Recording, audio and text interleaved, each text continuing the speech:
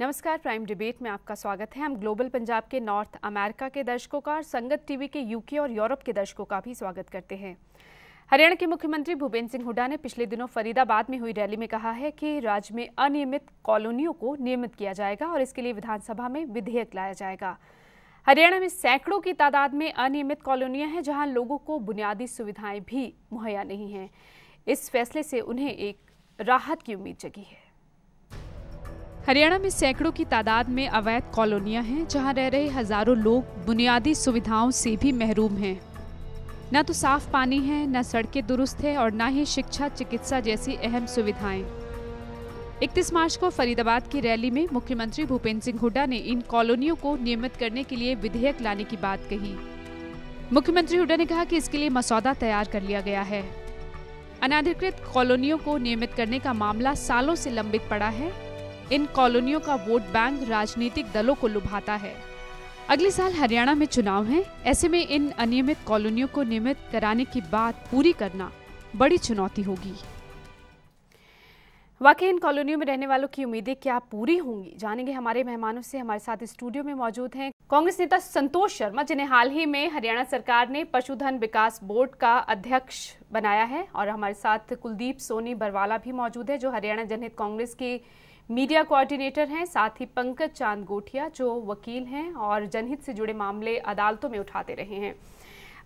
संतोष जी, ये जो फैसला लिया है सरकार ने, अब क्या ये हम मान सकते हैं कि अगले साल हरियाणा में चुनाव है, इस वजह से अब याद आया कि इन कॉलोनियों को नियमित कर दिया जाए, उन्हें सुविधाएं दे दी जाए?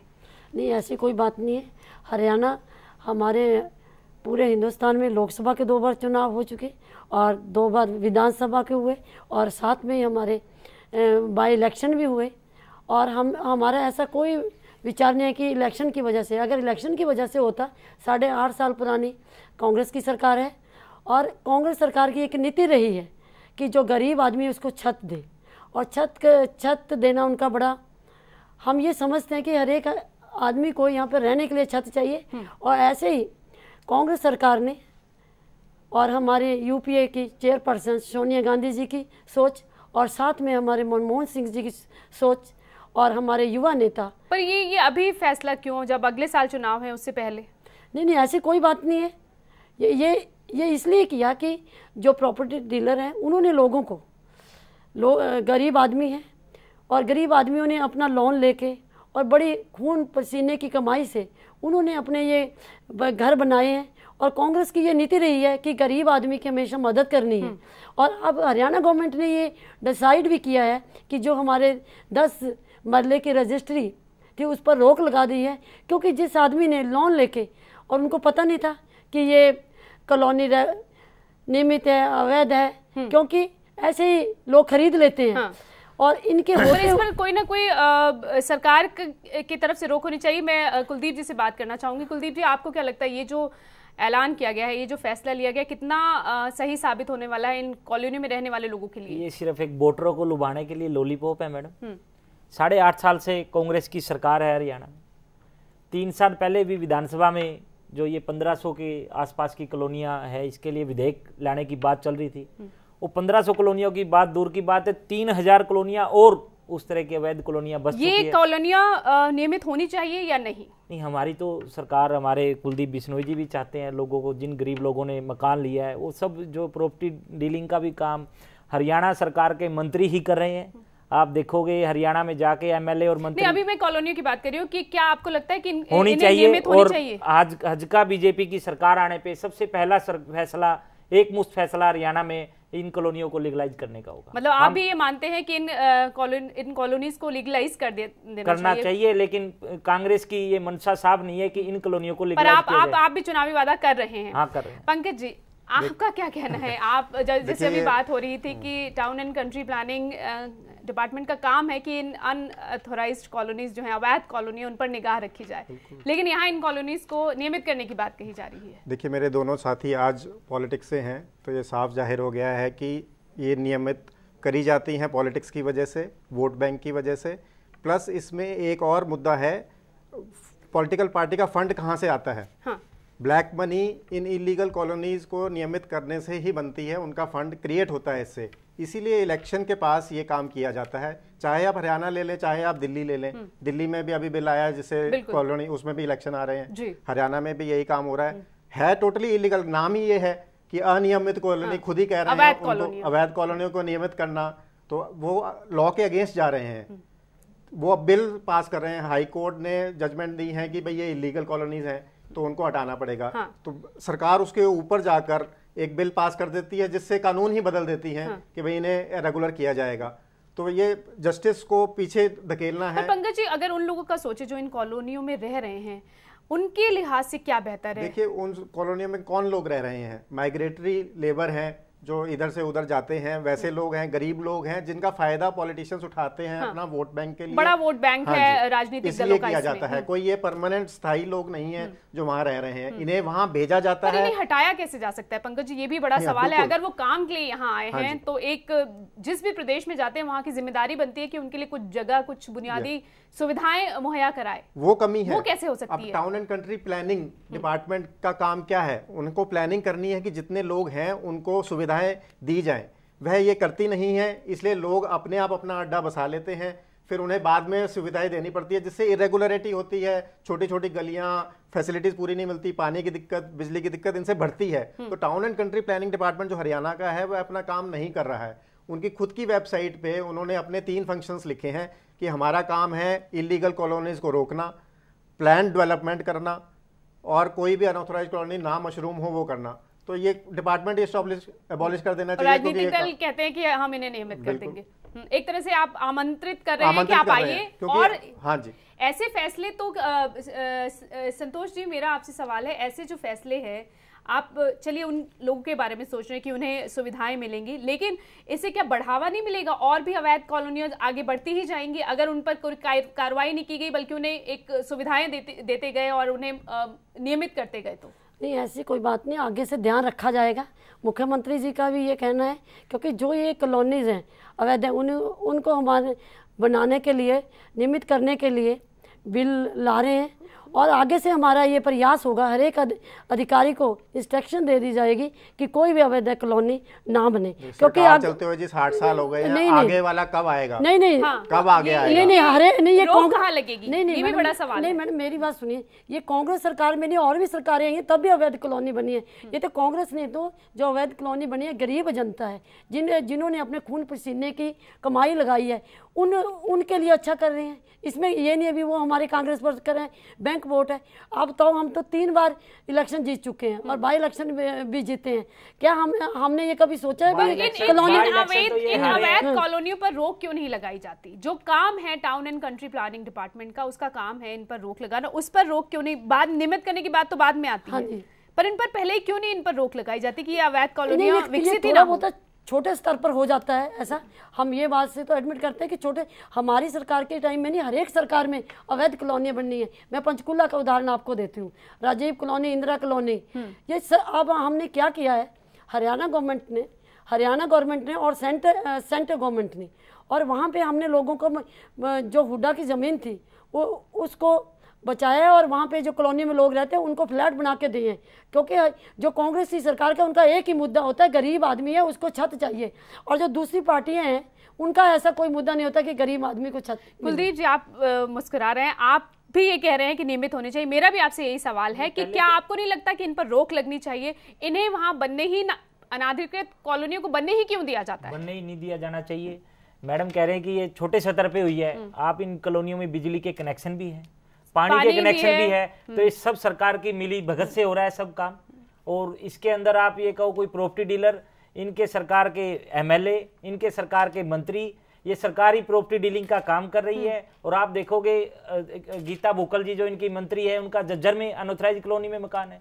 बेसिकली मैं जहां से बिलोंग करता हूं, बरवाड़ा से, वहां एक ही मकान बना है एक अवैध कॉलोनी में, और वहां के विधायक का बना है, रामनिवास घोड़ेले का, जो वहां का विधायक है। तो ये बढ़ावा देते हैं, इनके हिस्सेदारी। बहुत बड़ा आरोप लगा रहे हैं आपकी, विधायकों के भी मकान अवैध कॉलोनियों में बने हुए हैं। ये बिल्कुल सही कह रहे हैं। ये गरीब आदमी जो स्लम्स में दिखाए जा रहे हैं, एक्चुअल में इनके नहीं बनाए हुए हैं, ये रिच आदमी से स्पॉन्सर किए हुए हैं कि भाई तू बैठ जा, घर बन जाएगा तो हमारा है। ये बेनामी है, ब्लैक मनी क्रिएटर है ये बहुत बड़ा। बेनामी उनके घर बन जाते हैं, उन्हें लीगल कर दिया जाता है, तो फिर मैं अपने नाम कर लूंगा, अभी तू बैठ जा, क्योंकि मैं अमीर आदमी वहां बैठूंगा तो मुझे नहीं अलाउड होगा। एक मकान बनने के बाद उस मकान पे एमएलए को सीवरेज का कनेक्शन भी दे दिया, बिजली का भी दे दिया, नक्शा भी पास कर दिया, तो पड़ोसी भी वही कर लेते हैं।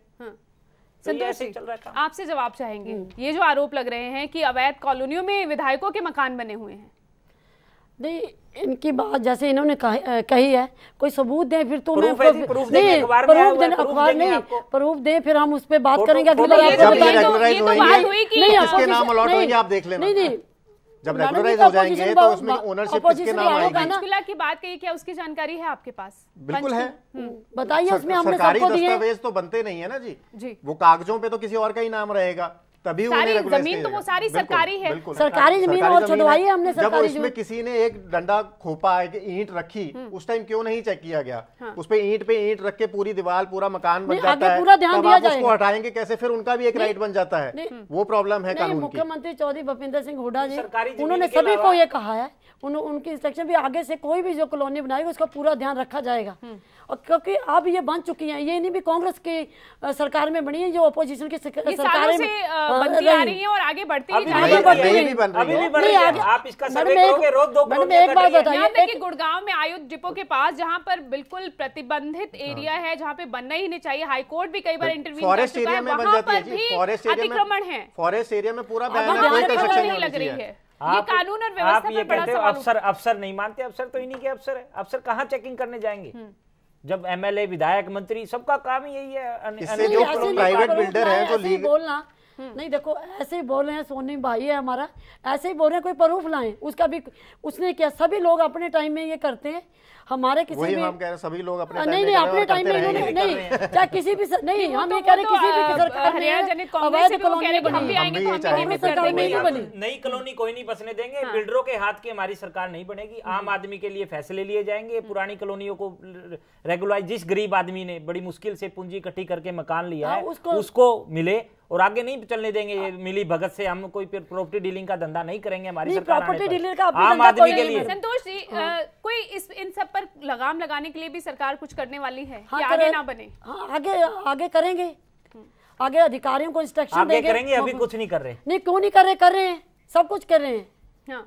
नहीं, आप बताओ उस दिन के बाद अब कैसे बने? आप बताइए, एक भी कोई कॉलोनी अब जब से कार्रवाई शुरू हो गई कोई बनी हो, बताइए। मैडम, किसका नाम? कालका में ही बन रही है, कहाँ बन रही है? आप बताइए, नाम बताइए। ऐसे कहने से कोई नहीं, कॉलोनियां बनती हैं। इनके बनने से एक और बड़ा फर्क देखिए क्या होता है, जो प्राइवेट कॉलोनाइजर लाइसेंस लेके अपना काम कर रहा है लीगल तौर पे, उसको इतना ब्याज देना पड़ता है, इतना पैसा सरकार को एक्सटर्नल डेवलपमेंट चार्जेस के नाम पे देना पड़ता है। वहां मकान लेना मेरे लिए महंगा है, वहां 80 लाख का एक फ्लैट है, तो मैं क्यों ना इधर चले जाऊं, 10 लाख में फ्लैट मिल जाएगा, बाद में रेगुलराइज हो जाएगा, मैं तो सस्ते में बैठ गया। तो मैं प्राइवेट कॉलोनाइजर क्यों लाइसेंस लेके बनाए? मतलब यहाँ सिर्फ ये वो तबका नहीं है, आपके कहने का मतलब है कि जो गरीब है, जो काम की वजह से आया, लेकिन इस पर किसी अमीर आदमी ठगा महसूस करता है कि मैंने क्यों 80 लाख रुपए दिए, मैं भी 10 लाख रुपए देके इतना ही बड़ा मकान। मैडम, नियमित करने पर ये बड़ा सवाल है कि अगर आप नियमित कॉलोनियों को नियमित करते हैं तो ये जो एक लालच आ रहा है दूसरे लोगों पर, वो लोग भी आ रहे हैं, एनकरेज होते हैं कि हम भी ऐसा गलत काम करें, सस्ते में हम रहेंगे। 10-10 प्लॉट खरीदता है इन कॉलोनी में,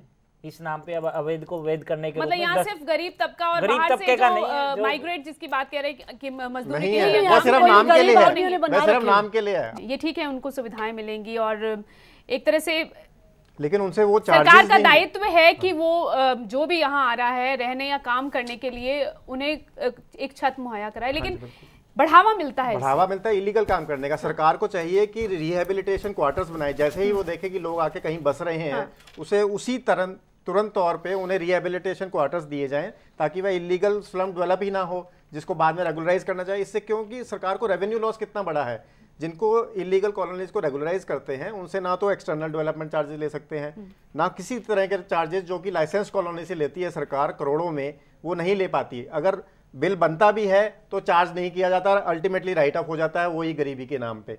एक्चुअल में गरीब सिर्फ एक फ्रंट है, अमीरों को फायदा होता है। मुझे लालच है, मैंने आज एक 80 लाख का फ्लैट लिया और इस इलीगल कॉलोनी में 10 लाख का मिल गया, अल्टीमेटली अगर ये लीगल हो ही जानी है तो मैं भी यहीं ले लेता, मेरे ना 70 लाख रुपए बचते। तो ये गरीब अमीर आदमी को एंकरेज कर रहा है कि वह भी गरीब बन के दिखाए और इलीगल काम करे, यहाँ इलीगल कामों को बढ़ावा है। संतोष जी, कुछ ऐसे मापदंड बनाए जाएंगे कि ये पहचान हो सके कि जो ज़रूरतमंद है उन्हें ही इन कॉलोनियों में बसाया जा रहा है, उन्हें ही ये जो कॉलोनियाँ नियमित की जाएंगी वही बसेंगे, ना कि जैसे कि पंकज जी कह रहे हैं कि कुछ दूसरे लोग अपना फ़ायदा उठाने के लिए इसमें शामिल हो सकते हैं। नहीं, ऐसी कोई बात नहीं, पहले भी कोई ऐसे शामिल नहीं हुआ। या पंकज जी ये बताएं, मापदंड क्या सरकार बनाएगी? नहीं, मापदंड चौधरी भूपेंद्र सिंह हुड्डा जी हैं जो पूरा भी जब भी कोई कार्य करते हैं बड़ी सोच समझ से पूरा लोगों का ओपिनियन लेकर और जनता की मांग को भी सामने रखते हैं और लीगल ओपिनियन को भी रखते हैं, जो चौधरी भूपेंद्र सिंह हुड्डा जी की सरकार करेगी। और सारा हर एक स्कीम की मनरेगा स्कीम बनाएगी, बनाए और फर्जीवाड़े की आशंका हर जगह होती है। ये तो फर्जीवाड़ा है जिसको लीगल रूप कर दिया जाता है। हमारी सरकार ने कोई फर्जीवाड़ा नहीं किया। चौधरी भूपेंद्र सिंह हुड्डा जी ने जो भी कार्यशैली है उनकी बहुत अच्छी है, स्वच्छ नीति है और उनका एक ही नारा है कि हमने गरीब आदमियों को छत देनी है। और देखो जिन लोगों ने ऐसे आप दिखा रहे हैं कॉलोनीज में कैसे लोग रह रहे हैं, जो लोग रहेंगे उनको बिजली भी चाहिए, पानी भी चाहिए। अगर इन कॉलोनियों को हम रेगुलर कर देंगे, इन गरीब जनता को जिन्होंने खून पसीने की कमाई लगाई है, वो रही इलेक्शन की भाई चोर चोरी करने आता है, वो गरीब है मैडम तो उसको करने दो चोरी। नहीं मैडम, वो हमारे घर से, मैं अमीर हूँ, मेरे घर से 10 लाख चुरा के ले जाता है। बार सवाल उठा रही हूँ कि आगे ऐसा ना हो, उसके लिए कुछ लिमिट हो, आगे नहीं, उसके लिए पूरे मुख्यमंत्री जी भी और पूरा जो कैबिनेट है उस पर सतर्क रखेंगे लोग। अगर कोई भी अधिकारी ऐसी बात करेगा उसका मुख्यमंत्री जी जरूर उनको वो करेंगे। नहीं, यहाँ पर तो सरकार की कहीं ना कहीं विफलता ही दिखाई देती है कि इतनी सारी सैकड़ों की तादाद में कॉलोनियां बन गई, वहाँ पानी पहुंच गया, बिजली पहुंच गई, बेशक चिकित्सा शिक्षा जैसी सुविधाएं वहाँ नहीं है, उनसे वो अधिकारियों का फेलियर ही है। नहीं, वो सभी गवर्नमेंट में हुआ है, ये कांग्रेस की सरकार में नहीं हुआ, वो सभी नहीं। कुलदीप जी, आपको लगता है कि कुछ ऐसे मापदंड, जैसे आप भी कह रहे हैं कि नियमित कर देनी चाहिए, आपको लगता है कुछ ऐसे मापदंड बनाए जाने चाहिए जिससे जो गलत लोग है वो फायदा इसका ना उठा सके, जो जरूरतमंद है उन्हीं तक ये सुविधाएं पहुंचे? रोटी कपड़ा और मकान तो हर किसी की जरूरत है, ये सरकार को चाहिए कि वो जरूरत गरीब आदमी की पहले पूरी की जाए। इसके लिए जैसे हुड्डा के सेक्टर कटे जाते हैं, इस टाइप से गरीबों के लिए बड़े छोटे स्तर पे, गांव स्तर पे, अपना ब्लॉक स्तर पे सेक्टर हुड्डा खुद सरकार गवर्नमेंट को काटने चाहिए। ये गवर्नमेंट जो है प्रॉपर्टी डीलरों की सरकार है, प्रॉपर्टी डीलरों से मिलके ये सारा दिन मंत्री और एमएलए मिलके खुद कॉलोनियाँ काट रहे हैं, खुद उनमें कॉलोनियों में जब कनेक्शन हो गए बिजली के, पानी के। और एक बहुत बड़ी बात है कि इन कॉलोनियों के साथ साथ तहसीलों में आजकल रजिस्ट्रियाँ बंद है। उन रजिस्ट्रियाँ बंद होने से एक करप्शन, बहुत बड़ा करप्शन उजागर हो रहा है। तहसीलदार और बड़ा पैसा खा रहे हैं इनकी रजिस्ट्रियाँ करने में, और रजिस्ट्रियाँ भी खुलनी चाहिए। ऐसा कुछ है?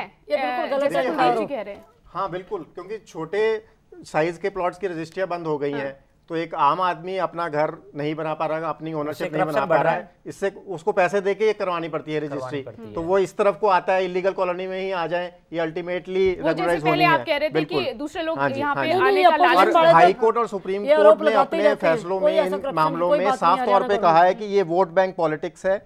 शुरू में लैंड ग्रैबिंग चेक नहीं करी जाती, जब लोग बस जाते हैं तब और कोई तरीका नहीं रह जाता, क्योंकि राइट टू लाइफ कॉन्स्टिट्यूशन में गारंटीड है, शेल्टर चाहिए उन्हें, तो उस पर्पज से इलेक्शन के टाइम में ये सबसे ज्यादा देखा जाता है। कोर्ट्स का ये साफ तौर पे कहा गया है। अब कोर्ट्स की जो जजमेंट है उनको अवॉइड करने के लिए सरकार एक बिल ले आती है जिससे कानून ही बदल देती है, तो उसमें फिर कोर्ट्स भी निहत्ती रह जाती है। कांग्रेस की ऐसी कोई नीति नहीं है, तीसरी बार भी कांग्रेस की सरकार बनेगी। ये कहते हैं भी हम करते हैं इलेक्शन की, इसमें कोई बात नहीं।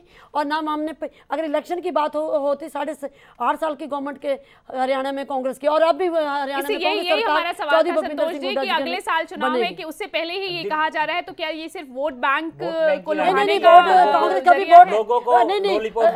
कभी भी ना बैंक वोट की राजनीति नहीं करती।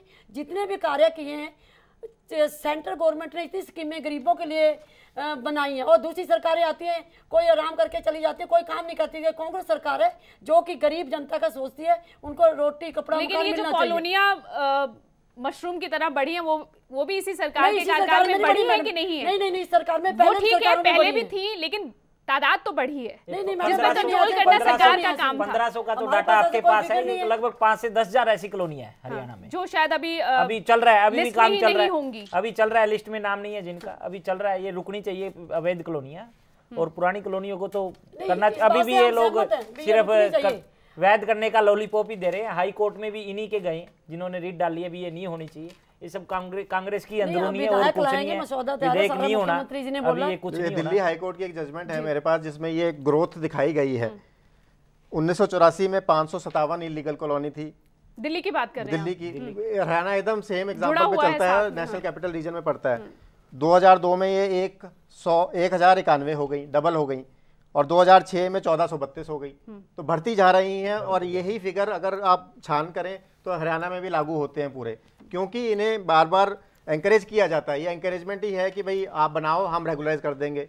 बिल ला रहे हैं, कानून ला रहे हैं, एक गैर कानूनी चीज को कानूनी बनाने के लिए बिल लाना, और उससे बड़ी बात क्या हो सकती है एक इलेक्शन ईयर में। आपके पास वो वाले फिगर भी हैं भी, कांग्रेस ने कितने गरीब लोगों को वो दिए, मकान दिए, वो भी फिगर आपको रखने चाहिए ना। बिल्कुल, वो हम तो बताइए हम उस चीज को जुटला नहीं रहे। कांग्रेस सरकार ने कितने वो ठीक है, हम वो उस आपकी चीज को नहीं योजना जुटला बहुत रहे। अच्छी है कि मुद्दा गरीबों अलग है को ना। प्लॉट दिए जाएं, लेकिन वो यहाँ दिए जो भी कह हैं। रहे हैं पंकज जी कि कोई एक ऐसी योजना होनी चाहिए कि जब पता है कि बाहर से लोग आ रहे हैं, प्रवासी मजदूर आ रहे हैं यहाँ काम करने, उनके लिए कोई ना कोई योजना पहले से सोची जानी, उसके लिए भी सरकार सोच सकती है। हाँ, सोच सकती है सरकार, और ट्रांजिट सोचेगी फ्लैट्स सरकार। बनाने चाहिए इन लोगों के लिए, क्योंकि इन्होंने परमानेंटली एक जगह नहीं रहना कुछ है। वक्त के लिए ये माइग्रेटरी हैं, तो ट्रांजिट फ्लैट्स आएंगे की और एक उसके स्कीम बाद जो हो सकता है सस्ते ये में बाहर चले जाएं। महीने का 1000 रुपए किराए के हिसाब से बना दे, उससे सरकार को भी फायदा होएगा कि एक इनकम जनरेशन होएगी, और बाद में वह ये चीज बेच सकते हैं जो परमानेंट रह जाते हैं स्टेट में। तो इससे ये चीज रुकेगी। जब बंदे को 1000 रुपए महीने में एक शेल्टर मिल रहा है, तो वो ऐसा काम नहीं करने जाएगा जहाँ पे गंदगी हो, जहाँ पे पानी की सहूलियत ठीक से ना हो, जहाँ पे बिजली का करंट लगता हो, और यहाँ वो नहीं करना सुविधाएं भी चाहेगा। मिलेंगी, बिल्कुल, basic यहाँ पे पूरा amenities जो हैं वो हाँ भी जी, होंगी। बिल्कुल मिलेगी। 1000 रुपए आपको लगता है कुलदीप जी जो पंकज जी सलाह दे रहे हैं वो ज्यादा बेहतर है? इसमें करना चाहिए ऐसा, और ये कोई जरूरी नहीं कि बाहर से आए हुए हैं, लोकल स्टेट के लोग भी है जो गरीब लोग हैं। जैसे आबादी बढ़ती जा रही है, एक परिवार में 2 बच्चे हो गए, 2 के 4 हो गए, वो मकान उनको भी चाहिए, घर किसी को, हर कोई चाहता है, अलग अलग तो होना चाहिए, कोई कानून आना चाहिए ऐसा। मैं तो पहले ही आपको कहा कि ऐसी कोई कॉलोनी छोटी कोई सरकार की तरफ से अभी भी आप ये कहेंगे कि इन अवैध कॉलोनी को नियमित कर देना चाहिए, या फिर जो ट्रांजिट फ्लैट्स की बात कर रहे हैं पंकज जी की, उस पर सोचना चाहिए? फ्लैट तो आगे बढ़ेंगे ना, मैं तो पीछे की कॉलोनियों कह रहा हूँ। आज के बाद तो मैं खुद ही कह रहा हूँ कि आज के बाद इन कॉलोनियों पे रोक लगनी चाहिए। ये सबको नुकसान है, यही तरीका है कि सबको उन्हें नुकसान शेल्टर है, क्या और दिया ये जाए। कुछ ना कुछ सुविधा देनी चाहिए गरीब आदमी के लिए। पंकज जी, अभी इस चर्चा को खत्म करने से पहले अभी क्या हो सकता है अगर नियमित होती है? एक तरह से उनके लिए तो बेहतर ही है, जो लोग वहां रह रहे हैं, अगर उन्हें सुविधाएं दी जाती हैं। सिर्फ अभी पानी और बिजली है, लेकिन अगर सड़कें भी ठीक होंगी, उन्हें चिकित्सा और शिक्षा सुविधाएं भी मिलेंगी, एक तरह से उनके लिए अगर ये बात है ना, क्योंकि वो लोग वहां से तो सही है उनके लिए। ये लोग वहां से हटने वाले तो है नहीं, ये परमानेंटली बस गए हैं जो जहां स्लम्स में हैं। अतिक्रमण हटाने की कोशिश की गई वहां बवाल ही हुआ है। तो बीमारियां कम करने के लिए और सुविधाएं देने के लिए ये तो कॉन्स्टिट्यूशनल दायित्व है सरकार का, जो बस गए। लेकिन कभी तो लगाम लगाएं, आज शुरू करें, पिछला सब भूल जाए। आज शुरू करें कि आज के बाद से कोई कॉलोनी इलीगल डेवलप ना होने दे। उसके लिए क्या अपनाना पड़ेगा? एक मॉडल अपनाना पड़ेगा कि भाई एक सस्ते मकान, 1 रूम फ्लैट जो ट्रांजिट का है, किराए पे देना शुरू करें, जो उसमें मापदंड रखें कि किस बंदे को दिया जाएगा, किस फैमिली को दिया जाएगा जो काम करता है उसी स्टेट में।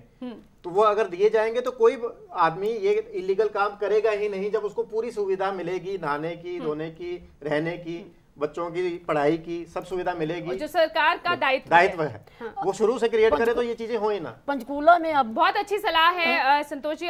मुझे लगता है आपकी सरकार और कुलदीप जी भी हैं, विपक्ष में हैं अभी, लेकिन इस पर गौर किया जा सकता है। जितना खर्चा ये रेगुलराइज करने में लगता है सरकार का, उतने ही खर्चे में ये काम हो सकता है। हरियाणा में बड़ा बुरा हाल है, भ्रष्टाचार बहुत चरम सीमा पे है, बलात्कार रोज हो रहे हैं, सरकार का बड़ा बुरा हाल है। कोई भ्रष्टाचार हमारी नहीं, सरकार आने पे हम कोई ऐसा लॉलीपॉप नहीं देंगे। जो पुरानी कॉलोनियां उनको वैध करेंगे, आगे की कोई कॉलोनी ऐसी नहीं कटनी जाएगी, और ना ही आज इस चर्चा से भी यही निकल के आ रहा है कि कुछ और भी विकल्प है जिनके बारे में सोचा जा सकता है। बीजेपी की सरकार आने पे कोई प्रॉपर्टी डीलिंग का काम नहीं होता, ना हम चंद बिल्डरों के हाथों बिकेंगे, आम आदमी के बारे में सरकार कोई नहीं बिक रही, और जो हजकार बीजेपी सरकार है वही करती है ये कार्य। ऐसे कोई कांग्रेस की कोई सरकार नहीं करती। चलिए, शुक्रिया आप सभी का इस चर्चा में शामिल होने के लिए। अवैध कॉलोनियों को नियमित करने की बात तो हो रही है, और अगर ऐसा होता है तो इन कॉलोनियों में रहने वाले बाशिंदों को सहूलियतें मिलेंगी, लेकिन इसे पूरा करना सरकार के लिए एक बड़ी चुनौती है।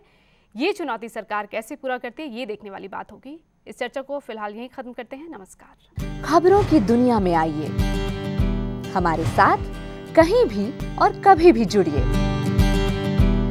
हम मिलेंगे फेसबुक पर, हम दिखेंगे यूट्यूब पर, हमें फॉलो कीजिए ट्विटर पर। खबरों के साथ बने रहिए रात दिन।